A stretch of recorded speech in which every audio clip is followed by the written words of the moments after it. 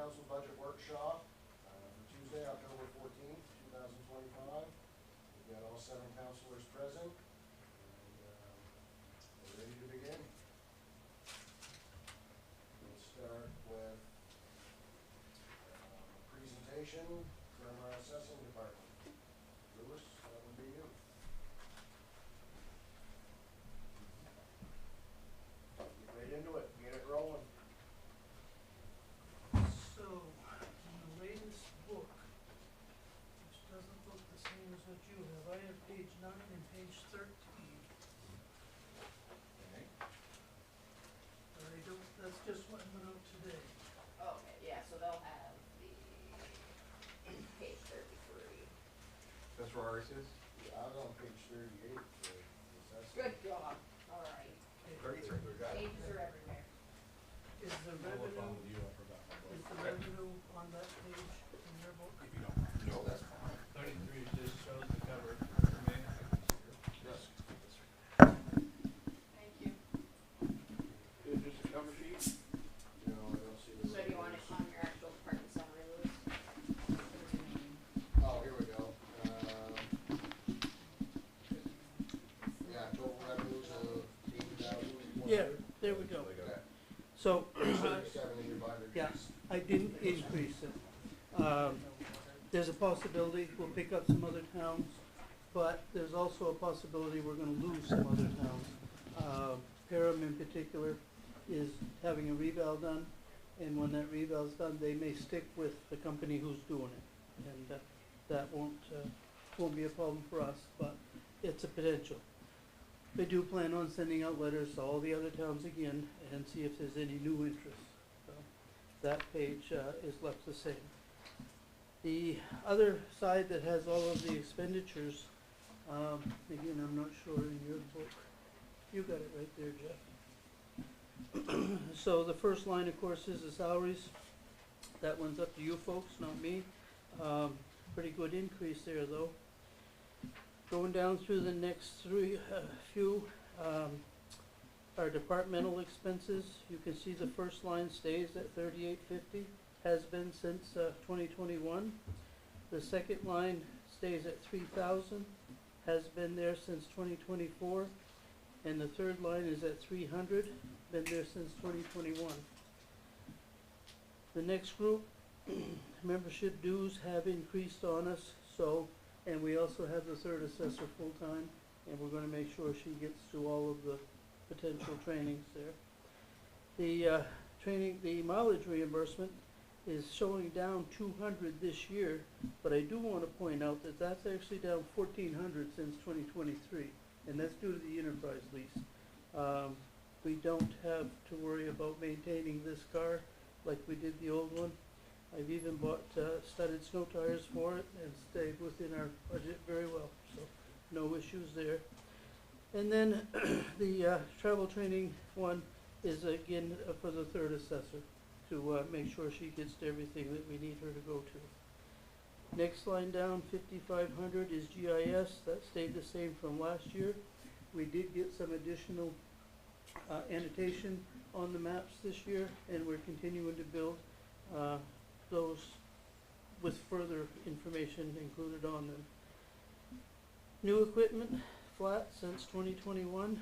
I think those actually go back beyond that, but that's all this shows. But and then the phone is taken out. That's being done a different way this year.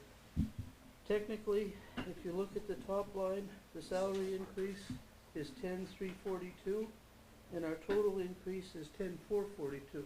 So we're basically, with the phone taken out and with our wage increase, we're asking for $100 more than last year. And that is it. With your department, you're helping possibly not renewing a vehicle in enterprise or something along those lines? We are very happy with our vehicle, and we don't need, so It's gonna turn back soon. if it's There this, was basically like no miles put on it. yeah, if that's the question, we only got 20,000 on that. We don't need a new vehicle right now. So if it's Right, part but of the deal, But then it gets sent back, doesn't it? No, so we would have full equity. So we could retain these. So would we retain the vehicle and own it, basically? Yeah, For no money? yeah, we would already paid all of it out. We paid all the capital. We do. Yeah, your lease price goes towards it. So we're basically buying it on a loan? That's a full revolving equity. But the lease doesn't typically have a But, cash out? well, after like if you 3 turn it years? in, you get money back on what the value of it is towards the new. Yeah, but that's why we. That's what I Right. understood, is we would release a new one, Right. maybe at the same rate. Right. I don't know. Anyway, we've only got 20,000 miles on that. But the new and one, we're- we wouldn't have equity against it, so the new one wouldn't be the same cost. Alright. But we're not decreasing the quantity. No. Okay, I heard that wrong. If anything, was the third assessor, we could use a second Well, car, that's what I. but I didn't ask for one.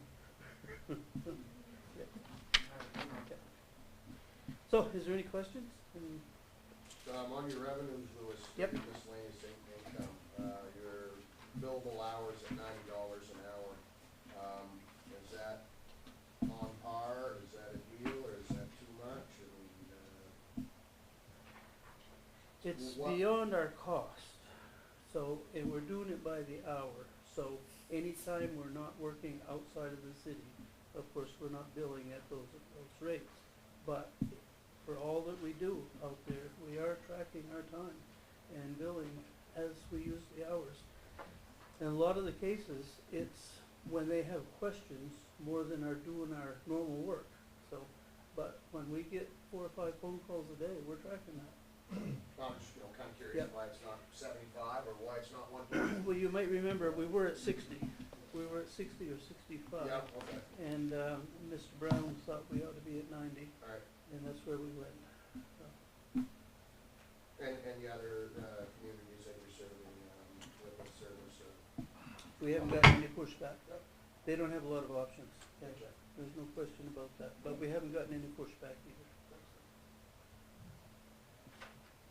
I don't have any other questions. Anybody else? Sounds good to me. All right, thank you. Thank you. On to the airport. Scott, it's your turn. Let's see, what page are we at? 231. What, sorry, Laura? 231. Thank you. Okay, Presque International Airport, 2026. Microphone pointed at him.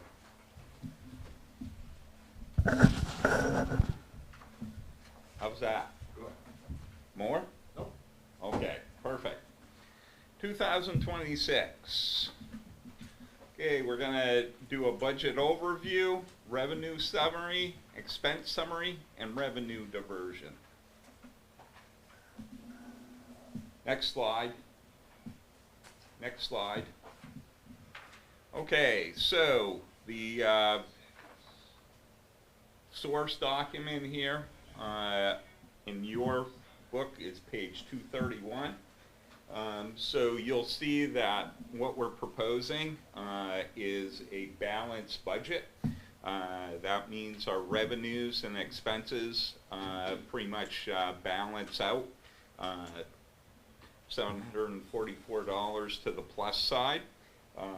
This is actually a budget where we don't rely on any local taxpayer money, and we have been that way since 2014. Capital projects, we're looking at a new mini loader, a water service cart, and also a lab service cart, and a paint grinder. Staffing, we have ARF, we have maintenance, we also staff the general aviation, and then we also have administrative support. Next slide. Okay, so as I mentioned, the revenues are relatively flat. The largest source of net revenue are landing fees, 1.354 million. and the vast majority of those landing fees actually come from the airline, from JetBlue. And of course, JetBlue is in a subsidized environment, and what we do is we set our landing fees prior to them bidding on the contract, so they can incorporate all airport fees, not just the landing fees, in their contract with the U.S. Department of Transportation. Now, if you look at those tables, and this is actually page 235 in your budget document, you would basically say, well, you're saying the landing fees are pretty big, but the revenue general aviation is over $4 million. Well, general aviation has a significant net expense, or an expense against it, called resale items. And the vast majority of the resale items are the Jet A aircraft fuel that we purchase. We sell those at a profit, and then so we have a net positive of $716,495. And again, there are no revenues included in this for local property tax. So we rely not at all on local property tax. Next slide. Scott, does that cover the debt service for like the P hanger as well? Yes, it does. Okay. Yeah. Basically, on this page, we're going to talk about the expenses. Good question, Michael. If you look on page 235, we have it's 1, 2, 3, 4th one down, T hanger note, and that's the debt service on the T hangers. Our occupancy rate on the T hangers since they were constructed 5 years ago has been 100%. The 4 of the 5 original tenants are still renting from us. The one tenant that gave up their T hanger, actually he developed a medical issue, had to give up his pilot certificate, and he also sold his plane. The airplane hangar was essentially vacant for about 25 minutes. Okay, so I had a list of people who wanted the T hanger. I called the first one on the list, and he said, "Where do I sign?" Your rent's too cheap, so. Well, you know, if you talk to them, they say it's really expensive. So, but the 5-year leases are coming up this year, and certainly we're going to look at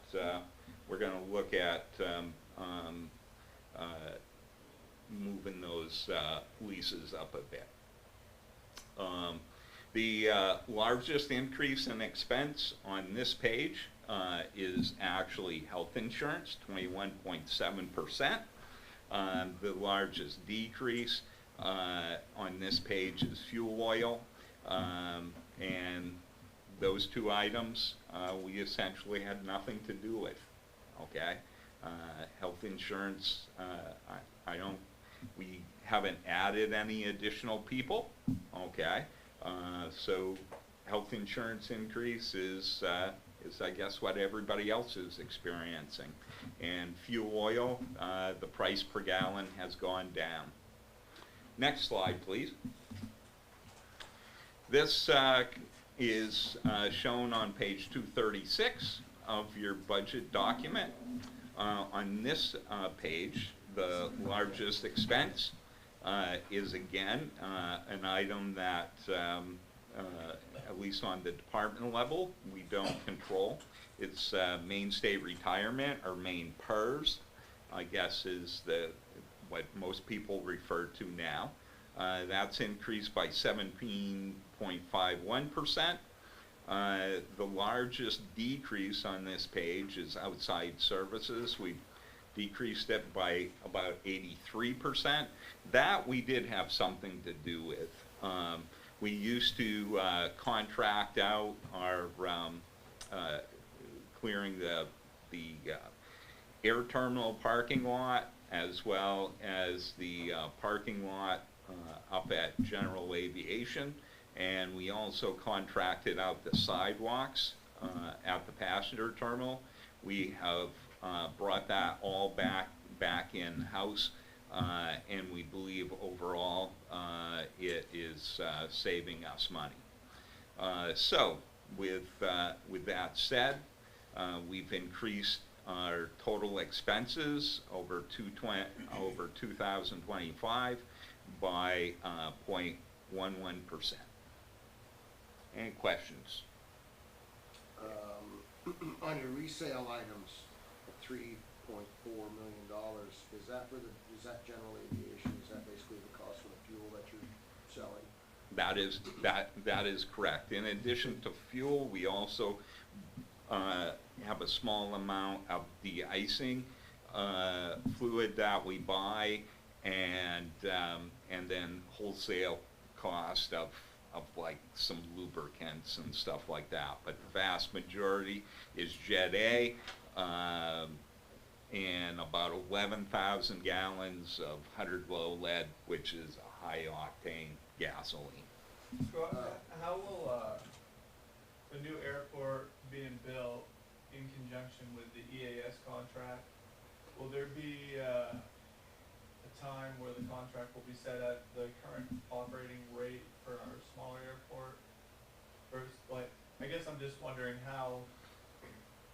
So basically the current EAS contract goes until September 1st of 2026. Okay. And we don't expect to get into the terminal really anytime in 2026 now. So will we be able to bid the next contract with the operating costs for the new airport? Exactly. Okay. And that's one of the things that, you know, makes it easy for a pill for the airline to swallow, as well as us. We'll develop our new fees based around the operating expense and the capital expenses associated with the new terminal, because we do have capital expenses. That $12 million that was FAA ineligible, that's a capital expense that the tenants actually have to pay for. And that'll all be fully disclosed to the airline or airlines that bid on the contract. Okay, so we'll have to build that into the bid. Yep. Any other questions? On your revenues, Scott, for your general aviation at $4.1 million, compared to the expenses for your resale items, are you making enough money on the fuel that you're selling, or who sets your prices, or Essentially, the free market determines what the price is. Jet A fuel sales are very competitive because a corporate jet, they don't necessarily have to fuel with us.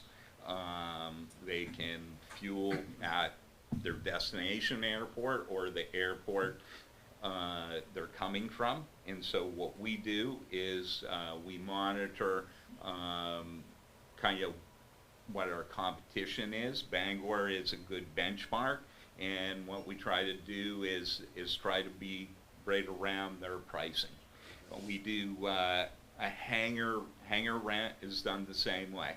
I have 3 or 4 other FBOs across the state that I reach out to and look at what the price is. The T hangar rent was set in a different way. That was actually when we built those hangars, we added up all the costs associated with it, and we assumed the life of the buildings were 35 years, and we set it so that we got all our money back plus 10%. And if we, and so last month when I was in front of you, when we were talking about doing a cost analysis of building 5 more hangars, that's exactly the reason why we want to know that up front, so we can tell the other folks on the waiting list, look, this is what your rent is going to be for the first 5 years. And it's all geared towards getting all our money back, plus 10%. Where's the 10% come from? Why is it 10% not? 10% actually comes from the Airport Advisory Committee. Okay. Yeah. Just making sure we can bill all we can bill, make all we can make, you know. It's airports are very much what we can charge is determined by the free market system. One of the things that Maine DOT is actually doing, which I like, they're conducting surveys across the state on what people are charging for hangars. And I look forward to seeing those results to see if there are opportunities to basically garner some more revenue. Great. Thank you. So why can't we, next slide. I wanted just, because there's a number of people new on the, on city council, I want to basically bring up something called revenue diversion. So if we kind of do what council would have us do, maximize our revenues, which is a good thing to do, why can't we use the airport revenues to buy a new fire truck for use downtown? There is a fire truck dedicated to the airport, and the FAA funding pays for that fire truck. But why, and I'm not picking on the fire department here, why can't we move revenues out of the airport to other parts of the city? Maybe buying more books for the library or more bullets for the police department. That is actually prohibited by federal law. It's actually called revenue diversion, and basically the regulation is listed out in the top there, and then every time we take a grant assurance number 25 basically says we won't do that. And so revenue must be used for capital and operating costs of the airport, the local airport system, other facilities owned and operated by the sponsor that are directly related to the air transportation of passengers or property. And that's what we have to spend the airport revenue on.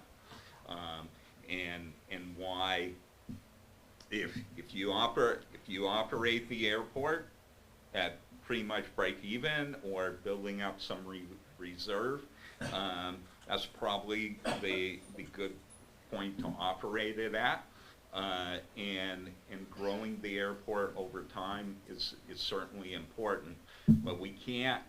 And I mention this because a number of years ago there was a person who was running for city council, and in a candidate forum, one of the person's suggestions was to, we got to get more revenue out of the airport so we can use it to offset expenses over here and over here, right, that aren't related to the airport.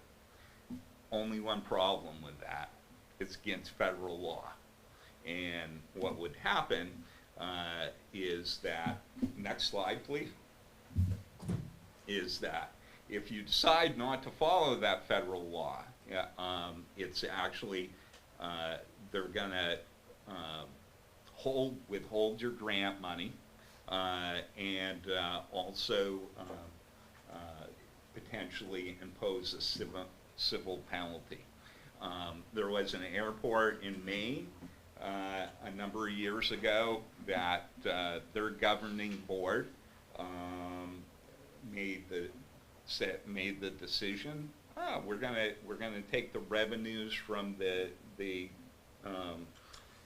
car rental concessions, and we're gonna spend them somewhere over here. Okay, that always finds its way back to the FAA, and once it hit Burlington, Massachusetts, there was a call made, and there was a visit paid, and all the money was paid back plus interest. So revenue diversions applies both to private and public owners who've accepted an AIP grant after October 1, 1996, and we certainly have accepted a lot of grants since then. Applies to direct or indirect services, and airports are required to submit annual financial reports. So in addition to me providing you financial reports, every March I have to provide a financial report to the FAA, and they look for any evidences of revenue diversion. Some of the prohibited uses of revenue: payments that exceed the fair and reasonable value of services provided to the airport. Okay, and because we do put money back into the city, but we do it to areas that have provided us a service. So for example, all the expenses associated with providing fire coverage at the airport, those are fully reimbursed by revenues from the airport. In the case of the police department, they provide coverage during the screening of flights. I'm sure if you've flown out of Presque, you've seen one of the fine members of the Presque PD standing by. They were paid by a grant up until the middle of last year, and starting in January, we actually pay that for them out of airport revenues. We also provide a fee to cover services from the Human Resource Department, the Finance Department, and also for some of the city managers' time. So with that, is there any further questions? Great job. Okay, great. How long did I take? Less than usual. Well, last year I think I did it in 10 minutes, did I not? 2 minutes. You did good, you did good. We're just teasing you. That was great stuff. Well done, Thank you, well Scott. done. Okay, up next, Tim with Economic and Community Development. Evening, Council. And I've got 45.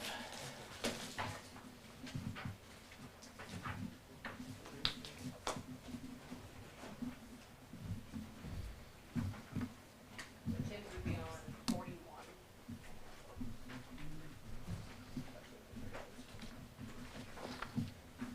So I'm looking at, I believe it's going to be the summary on 45.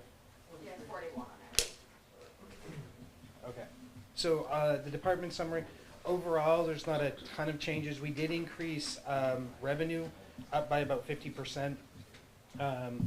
Currently, we've seen a lower number in actual permits, but a higher number in value. Construction costs have gone up, so we're going to see a higher number.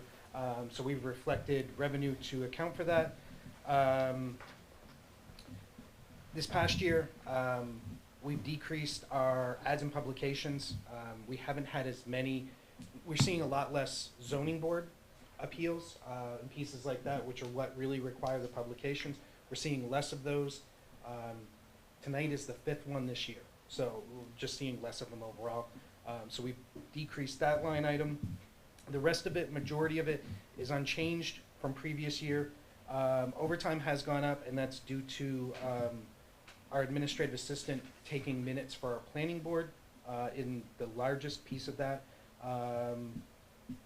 And then salary and wages, which we don't have a whole lot for. So that is my summary.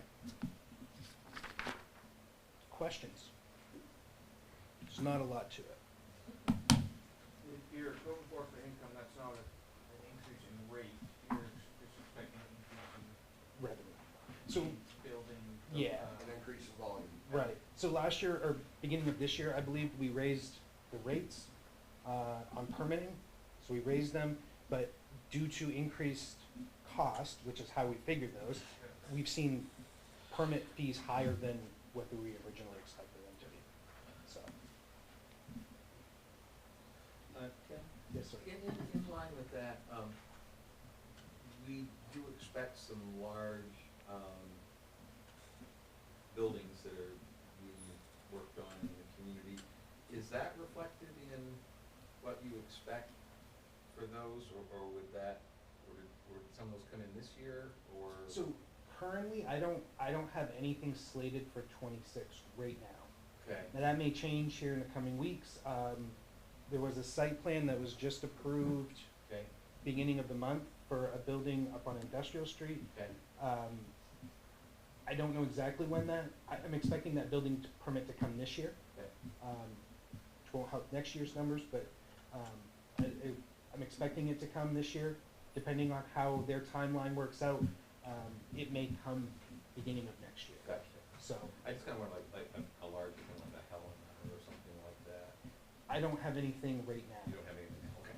So that So doesn't those mean are it won't kinda- change. So that's part of our, when we do our budgeting and we have unexpected revenues Yeah. ahead of what's And- expected, that's where things like that might come from. Yeah, and I made the mistake of last year of not accounting for a couple of those, which is why our revenue numbers have been so much higher this year than what we anticipated. Right. Most of that, as far as permitting goes, comes with the engineering portion of it, so it could be like previous calendar years Right. that you started, and then because of situations, Yeah. things Right. happen later on. But I said, but it kinda works its way out, cause we don't know about something this year that's extra this year, and we wouldn't know about something next year that's extra next year. Yeah, and I mean, we can configure for or plan for things right now, but starting in January, we might see a site plan for something new. Right, okay, well, that's good. Well, I was curious how you handled those, and that's great. So yeah, everything else for the biggest pieces remains unchanged. Anybody any questions? Thank you, Tim. Welcome. Quick 30 minutes. That was nice. Next one will be quicker. Echo Lake. Is that you It is or me. is that Dana? So no, this will be Echo, so this Echo Lake refers to the billing of the sewer, how we bill the users of the sewer system out there. So that's what this budget is. 191. Okay, I got 189 as the page, so Yeah, yeah. somewhere in there. We're getting up there.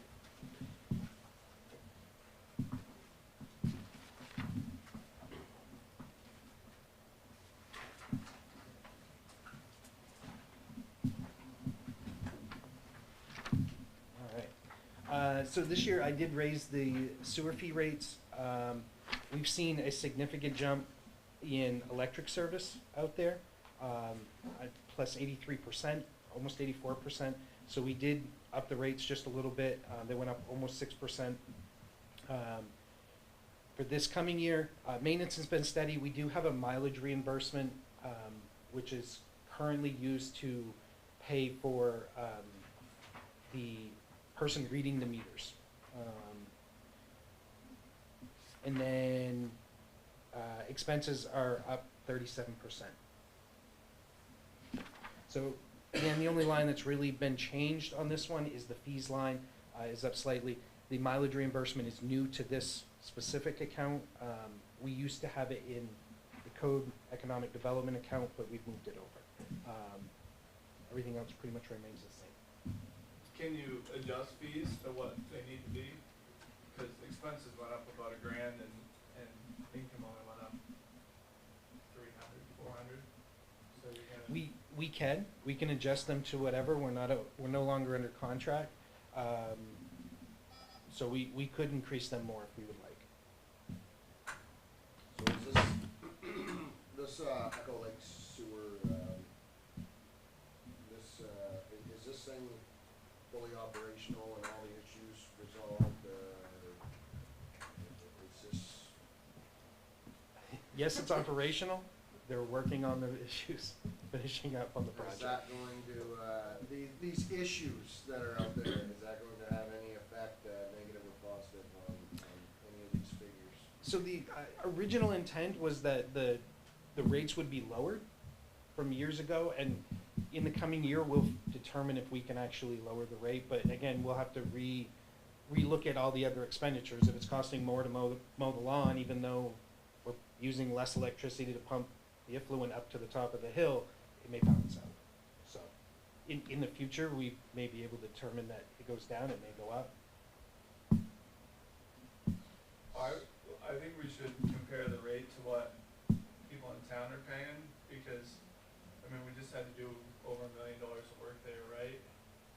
Yes, and I believe most of that was. And if it wasn't paid for by a grant, it'd be on the taxpayer, so I think we should be building a significant reserve. So I did compare utilities rates. They've gone up about, I believe it was like 1.6% this year. So we're well above that. Their rates figure out a little bit different because there's some water usage in there and stuff like that. But they only had a rate increase of 1.6. Now, some of that will be offset because we haven't increased for the last 3 years, I think. Yeah, So- just how many people are on the system? 13? And we're bringing in $7,000, I would imagine 13 homeowners on the water and sewer district in town would be more than that. I can look into it. But I don't know that for a fact. So the project is still on, I thought it was supposed to be completed last year at this time, right? It was supposed to. And it's still going? It's still ongoing. They're currently working on a punch list, so they're in the final pieces. Last update I had, they were hoping to pave soon. Pave Finish the up- road? Yeah, finish up the road. So they got a couple weeks to do that. The septic systems, is it operational? Yes. Without error and with some reliability? Yes. Those pieces are all set and working. Everybody's pump is working. Okay. So, Well, Alright, sounds good. we'll look forward to a tour very soon then. Yeah, it'd be interesting to Yeah. see what, I remember Walk what down was the there. horse and see how things are We going. need to see what's there now. We'll knock on doors. Yeah. Fire up the trolley, Craig. Right. That's what we did before. We took our tour. Yeah. It's free. Okay, moving on. Laura, looks like it's your turn with finance. What Okay, page would you like us to be on? 53, please. Oh, you're at the beginning. Right. Let's turn right to it.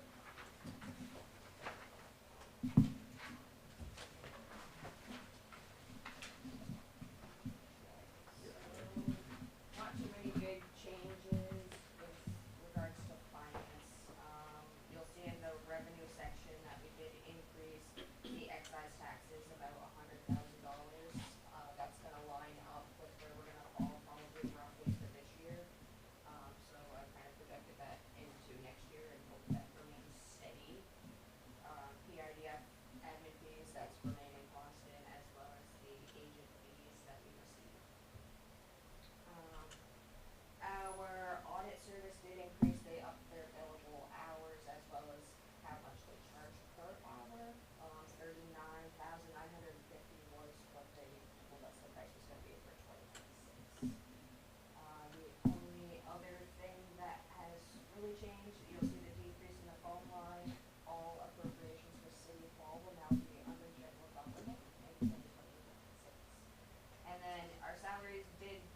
increase, we did but our tax clerk was promoted to our executive admin assistant up here on the third floor, so we are currently functioning with 2 full-time clerks down on the third floor with help from Kim and Deb in coverage if needed.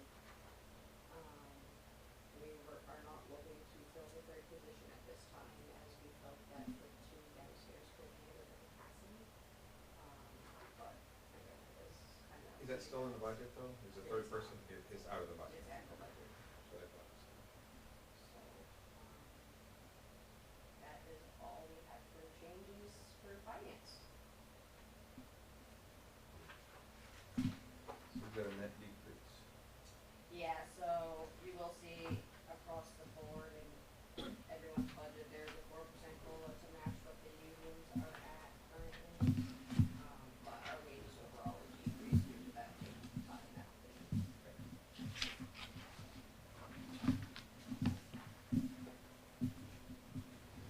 Super.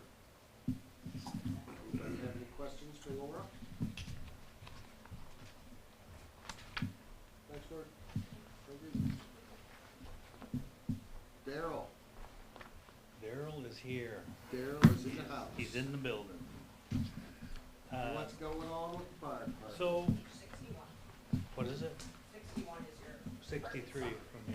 So, but anyway, first I just want to give a shout out to our staff over at City Hall. We've done 99 long distance transfers this year. I was hoping to say we did 100 by today, but we didn't get one. So, I want to give a shout out to the crew. They're doing a fantastic job of trying to generate revenue, but also by helping get our people down to hospitals where they can get higher level of care. 6 out of the 7 communities that we contract with have re-signed in 26. We increased that per capita from 65 to 85, and then it goes up again in each previous 3 years. The only one unsigned this time is Westfield, and I'll reach out to them later on to see where they're at. Are they just going without right now? No, they're still under contract till December. So, by December, we need to either have them on board or they need to start notifying, the 911 commission, because state statute says you'll either have an EMS service or be under contract with one, so. Hopefully this just, they're just waiting to get council approval or selectmen approval, but I'll reach out at the end of the month. We still got a little bit of time. And as far as our summary goes, most of our items, we did increase the EMS revenue a little bit due to the subsidy raise, but also our ability to do long distance transfers have greatly improved. Maintenance went up a little bit. Our stuff is getting a little older. So key form descent, because when the revenue line on miscellaneous income has gone down. Yep. So what is So- miscellaneous income? So miscellaneous income is doing burn permits or filling air bottles for other departments and things like that. The reason that was 100,000 more, Yeah. 150,000 more last year, the last 2 years we've gotten EMS grants for $200,000. Yeah. And at the time, we could use 50,000 of that for capital equipment, which we bought stretchers, or actually we bought CPR automation devices, and then the other went into salaries to cover for doing long distance transfers. That is gonna end in 2006. There is no more grant money from the EMS subsidy fund, so we're not gonna see that $100,000 again at this point. So the increased value of transfers is reflected up above from the 1,818,000 to the 1.943. Is that why that's gone up so much? Yeah, some of that is because the per stipend increased by $20, but also because of the number of long distance transfers. We now know that we can do pretty much unlimited transfers, at least one a day, most of the time. So we bump it up. I mean, in all honesty, I have no idea what the insurance world's gonna do right now, Medicare, Medicaid, so we're a little hesitant about how that's gonna play out. And I have no idea, but I feel comfortable with that number. You ever have to transfer south of Bangor? I will be honest, we try to draw the line in Portland. After Portland, it really no more, it doesn't pay us anymore. After Portland, it doesn't pay. So that would be someone that's like critical enough that Bangor can't do something? Right. We've gone to Portland maybe 5 times this year. Everything goes either to Bangor, St. Joe's, Lewiston. We'll go as far as Lewiston quite often with Kerry. Really? Yeah, Carrie brings it over. yeah.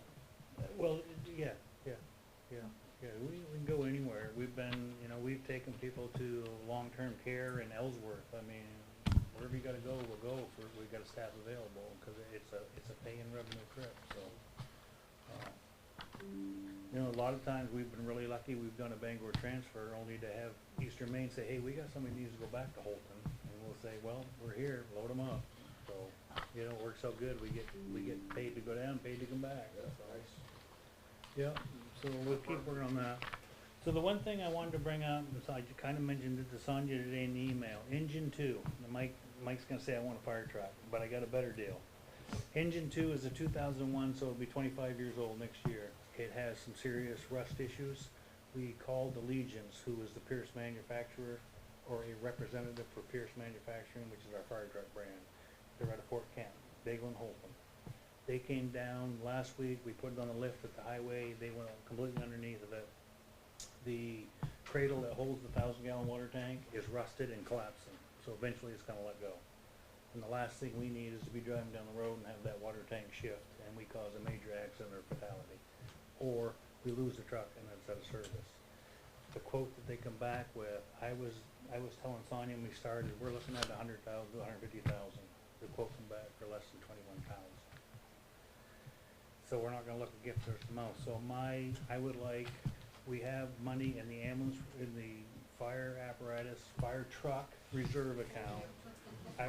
The other thing too is we sold our 5th ambulance, we were gonna keep as a reserve, but it sat outdoors all winter because I had no place to put it, and it's gonna rot away. And we sold that to, with a national company for 27,000. Holy cow. Yeah, so actually, if we wanted to do, and if with your approval, we could take that 27,000, and there's the refurb on our fire truck that gets us another 3-year, minimum of 3 years with that truck, while we try to figure out AFG grants to replace it, or I look every day to see what's on the used fire truck list. Bangor picked up a fire truck a couple years ago. Swear to God, it was brand new, came out of the big city, didn't have a lot of miles on it, and it's like, we could do that. And so we've been looking. So, what I'd like to do is get an okay to get Allegiance before they change their mind to grab that truck and start doing the framework on it. Cause they're gonna redo the frame, they're gonna redo the saddle tank, or the air tanks, the air lines, rebuild the cradle, sandblast the frame. There's 2 spots on the frame that are really thinned out, but they said it's a 10-inch frame. They're just gonna set another frame right inside of that one, weld it and bolt it. So it's like, So it's just for to support it.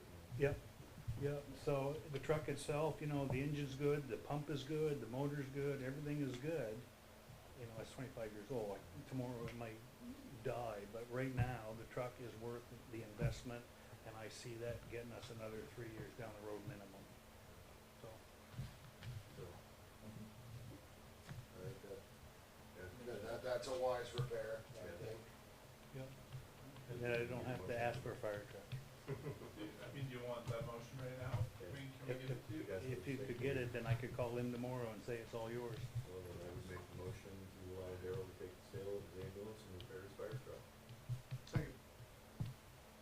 We didn't have that in the budget for anything special, did you? Okay. No, it went into your budget. Oh, it did? Oh, perfect, there we go. So, So we got a motion made by Hank and seconded by Tim to allow Daryl to take money out of the equipment replacement fund or account Yeah. to make the appropriate repairs needed to engine 2. Can you confirm the amount, Daryl? again, I sent it to her in an email. Now, having said this, it won't shock me if they find something else down the road when they start, because they're gonna take the body completely off of it. They may find little things on top of that, but it's quoted with new air tanks, new air lines, sandblast the frame, paint it, rebuild the cradle. So I can't imagine them finding another lot of little things, but they may find little things, but at the price they're charging, I can't see it being a big overrun. So, Just provide up to whatever you're Out gonna of the do. ambulance. Yeah, so I mean, we got 27,000, you could say up to 27,000. well, then I'll, It's, pardon me, it's 20,000. Yeah, yeah. right, so then I will edit my motion to not exceed 27,000. Sure. All those in favor? Cool. There you go. Nice work. Any other question? Yeah, when they saw that, I'm thinking, I can't be reading that right, I can't. And I actually had a Pierce Manufacturing guy with them, so they know what they're getting into. Right. And he said, oh, we can do that, so it's like, okay. So I will lock them in tomorrow with that deal. And kudos to your crew too for keeping their equipment, in good looking shape every time, or anytime I've ever been in there, or you see the equipment going down the road, it always looks, like it's in really good shape and really well presented. Yeah. And, so I think that anytime those machines are running up and down the road, that they stay clean, they stay service, and, That's take care of them. the one thing they know coming from me is if I walk by an ambulance or a fire truck and it's dirty, Yeah, not gonna it's- I happen. think, We pay way too much money for this stuff, and we do tours, and when people walk in, I want to see them look like, yeah, we care about this stuff. Yeah, no, So, you've been that way for as long as I've. Yeah, known that, yeah, and, yeah. I think It's, that's good. but they bought into, they're doing a fantastic job. They buy into it and they take care of it, and I will give them kudos for that as well. Good yeah. job, Joe. So any other questions on the department budget? Do we have those orange ambulances at all anymore? No, that was the last one that we sold. That's sold? Yeah. Didn't we buy that for like 30 or something? We got them for 42,000 each. Yeah, and so we sold it for, we actually sold it for 30,000, but we owed 10% to the distributor that sold it, because it went nationwide, and it ended up in upper state New York. Huh. But the last time I tried to even get somebody to buy it in just local, it was the Autotronics said, oh, we'll give you 6,000 Well, for that's it. why we kept it. Yeah, exactly. It's like, yeah, no, I'm not gonna give it. So I think we did really well. Yeah, yeah, yeah. The chief down there hasn't called me to complain, so I'm assuming he's happy with it. He must be happy then. Yeah. Anything else?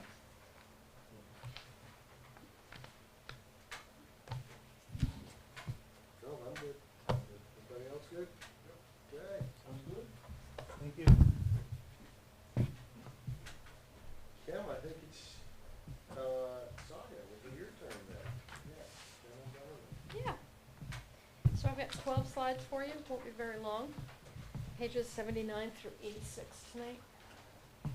And I'm presenting the general government fiscal year 2026 budget presentation. Next slide, please. Next slide, please.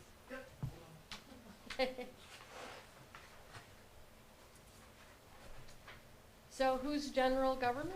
It's the city manager, executive administrative assistant, city engineer, our grant writer, our communications officer, and our outreach coordinator.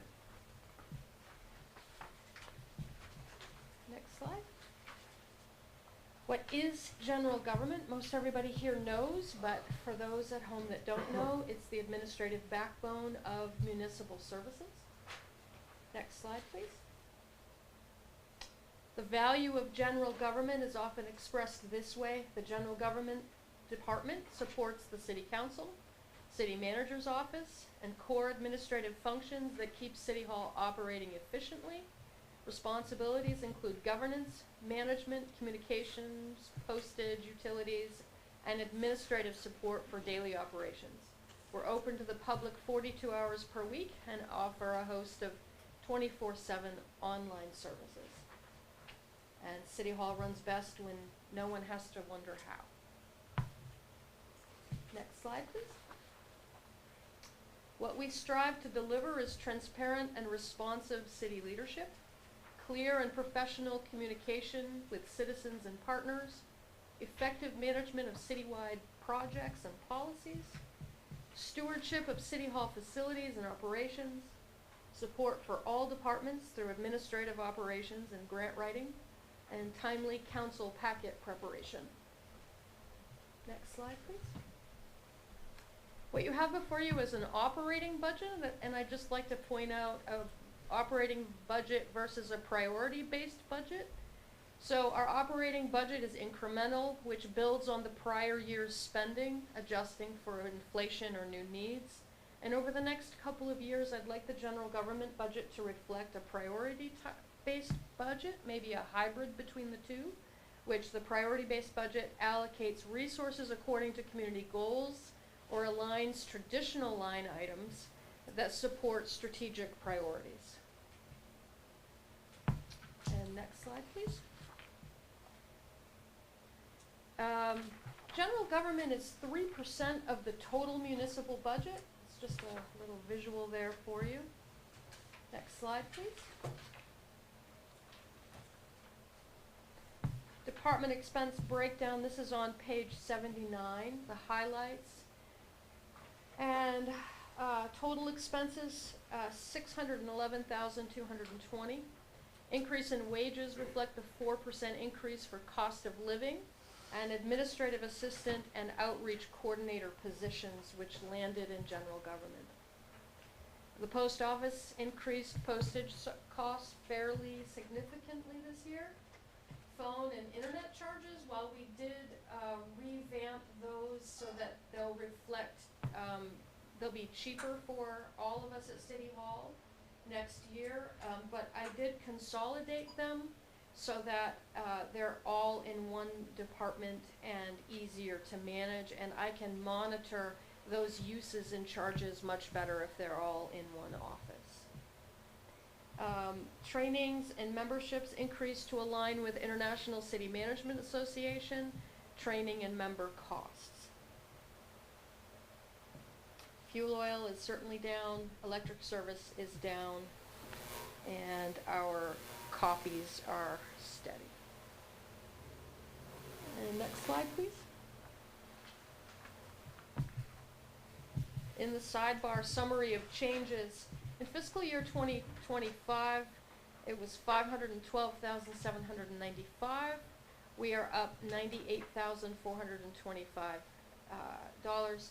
We eliminated the assistant city manager for $98,900, but we added an outreach coordinator and administrative assistant. And that accounts for a large amount of that increase.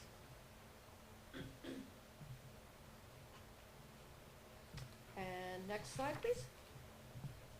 The key initiatives, what we deliver and how we measure success. So we delivered a launch of a new mobile app and enhanced citizen access through radio, online social media, and our website. Upgrades to phone and internet technologies.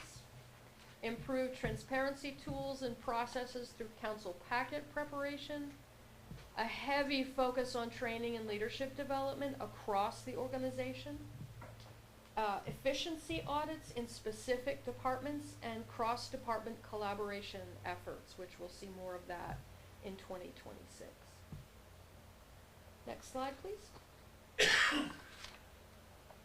Looking ahead, the elevator has approximately 6 to 8 years of remaining service life. We've put $20,000 in capital improvement program to reflect that, and you'll hear more about that from facilities. City Hall needs a facade renovation, and we need to determine full replacement value to measure how much we are reinvesting in maintenance and renewal each year. Currently, $10,000 in capital improvement program. Spending less than 2% means deferred maintenance is growing and building is slowly degrading. So I want to do that actually citywide. What is the full replacement value of every one of our buildings, and what percent are we putting back for maintenance into that?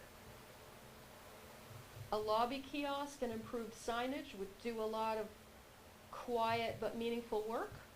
It would offer clarity and direction for people coming in, efficiency for staff, accessibility, generally just better wayfinding. This will help make City Hall feel feel like a place built for the people who walk through its doors, not just for the people that work here.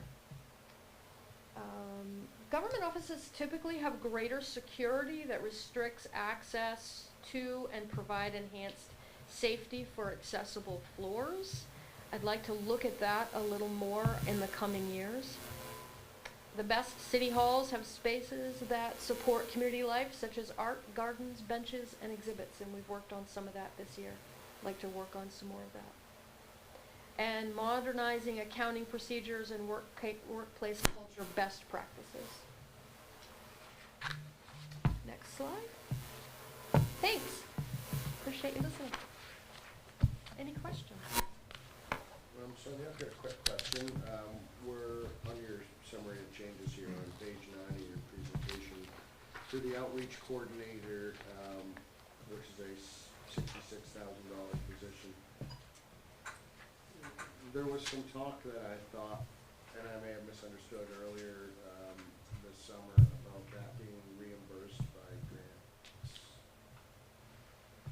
Well, is it, or? It is isn't not it? currently, It is not but current. we will seek that. Yeah. But we have not been able to fund that through a grant.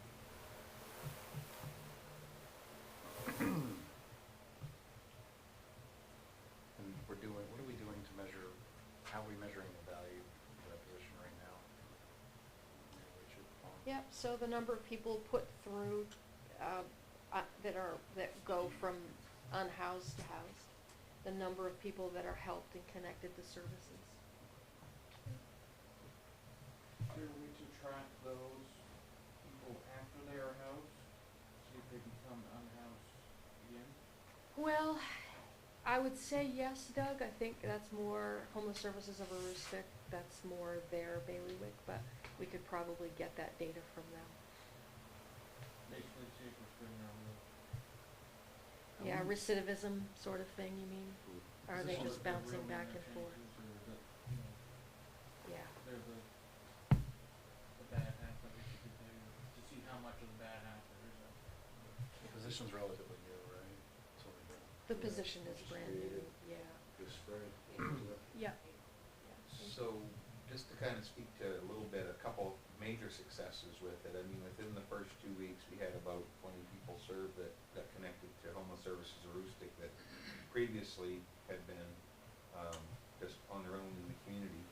And that was really, I think, very telling that they were looking for services, but oftentimes they don't seek them because they don't know to, or they don't know how, or where to go. And, you know, the folks with Homeless Services Aroostook do a wonderful job once people are there, but they don't have the staffing to go out and be the outreach person in the community. So I think there was a good synergy between that, and I think working back and forth, there was a lot of very quickly, a lot of really positive things that happened. The second thing is that one day we had a person in Presque that happened to make it from Presque over to the border in Fort Fairfield, and they were very much in need of service. But in the past, other than calling a local police department or something of that sort, they didn't have a way to service someone of that sort. So, long story short, the customs officers had read about our new outreach coordinator. And when they spoke with the lady, she said she had been in Presque and she was trying to go to Walmart, but she got lost and ended up at the border, and she was in need of significant services. So our outreach coordinator contacted Homeless Services Aroostook, met her, brought her there, and she got serviced through their program, and then actually was housed within a very short time, and now is in the mental health program, helping her with what some of her issues were. So, you know, I guess kind of say what you will, but I think there's been significant numbers of folks, and I think, you know, that's 21 that I know of personally, and I know that's not all of them, because I don't know of all of them, that are in harm's way that they were before. So I think it's off to a really good start. And, Yeah. and I guess I would just say, I think it's worth us continuing and looking at the metrics and all the things that we need to do, but I think we're off to a really good start in helping people. Yeah, I was gonna say, maybe we could ask her in her position She gives me weekly updates with Perfect. all the data, so Because, I mean, have it. the other data point we could get is from the PD itself, because I know this is relieving quite a bit burden from them. It for sure is, and every that's single harder to one of these. quantify. Yeah. The chief and I have been trying to figure out how we quantify that value, because she works very hard with the police department. I think just being around town, there was a marked difference in a good way this summer Yep. compared to last. Yeah, I mean, a lot of those folks are, repeat issues with the PD. So, every single time they have to deal with one of them, it's another call that they're missing or not staffed for, so. yeah. And a significant number of them have actually been returned to their home. Right, some of them were out-of-staters, they got stuck here, and so she coordinated getting them back home, called their family, and family said, yeah, we would love to have them back. So, the system is working. It's a little difficult to quantify, but I believe we are really headed down the right track here. We'll figure it out, we got a year to figure it out, right? Anybody else have any questions? Great, thank you. Thank you, Shawna. Elise, it's your turn. Page 91. Page 91. Page 91. Good evening, counselors. I don't think we've had the chance to meet, so I'm Elise Keene. I'm the acting deputy director of the library.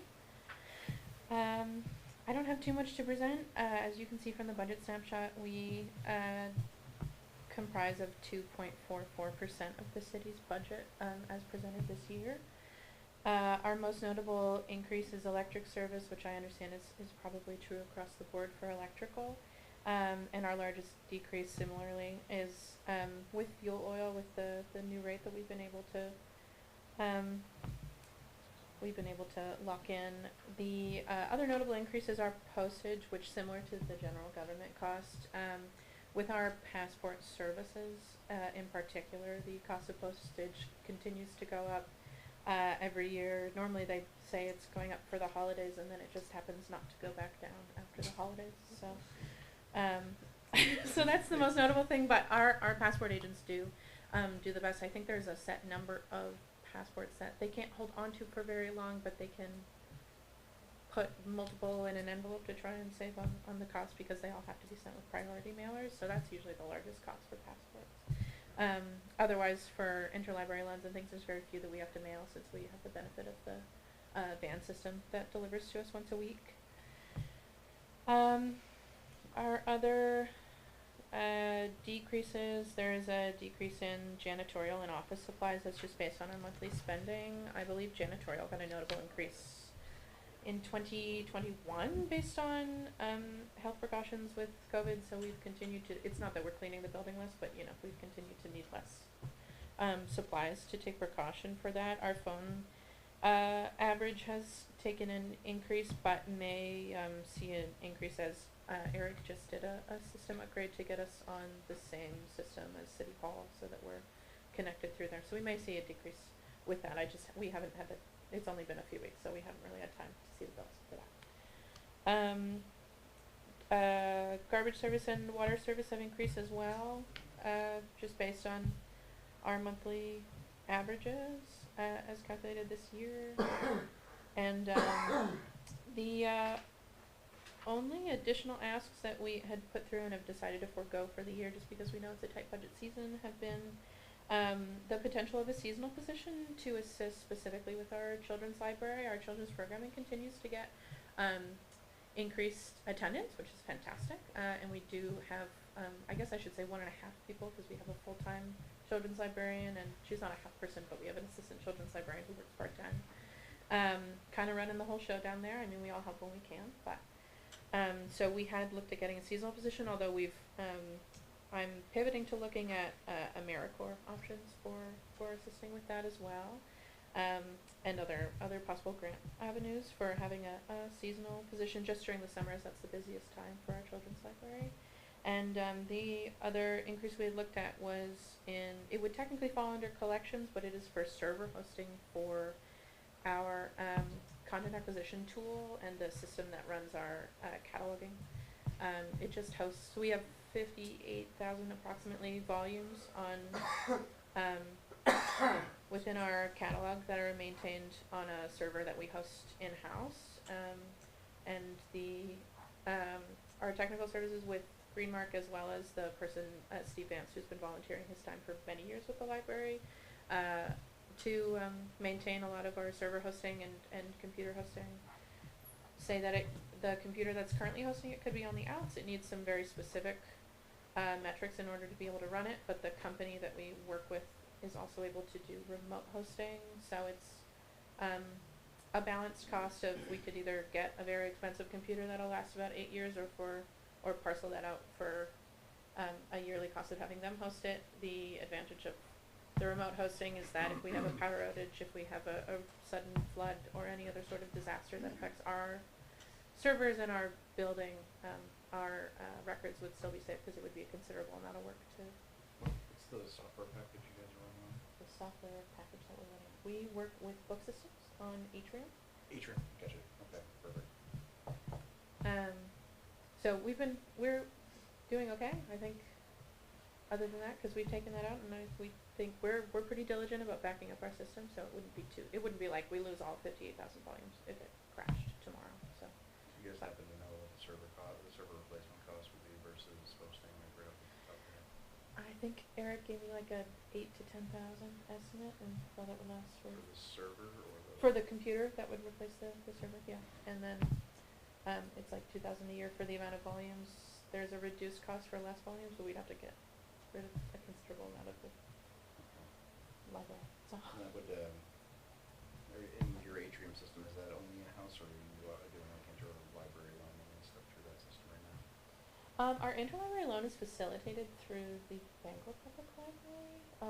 So we manage through the main content acquisition tool. We more borrow in than we do lend out. There are lots of local libraries that will borrow from us as they have smaller collections available. And that's operated with great thanks to the bookmobile that runs out of Caribou, which I believe runs on a grant, so we're able to benefit from that, thankfully. But for the most part, we borrow outward, and the borrowing and searching is facilitated through the interlibrary loan department at the Bangor Public Library. And I have way more questions, just one last one for now, though. Yeah. So as far as the server goes, it's end of life now, or does it still have like a year or two? You know, so It's sort of up in the air. I believe last year it was I know also we sort sit of way like back there, we but- should. Oh no, that's okay. It runs on a unique form of Linux that's quite old, and that is about the extent of my technological knowledge for that. But Eric, I'll ask you later, buddy. He's like, what? yeah, I'll hit you up after this meeting, I have questions. All right, thank you. yeah. But for the record, that 2,000 was taken out of the collection. So what's currently collection is remaining at par for what we've had in past years. Are there any other questions? Great, I have no questions, no, nice job, Thank you. thank you.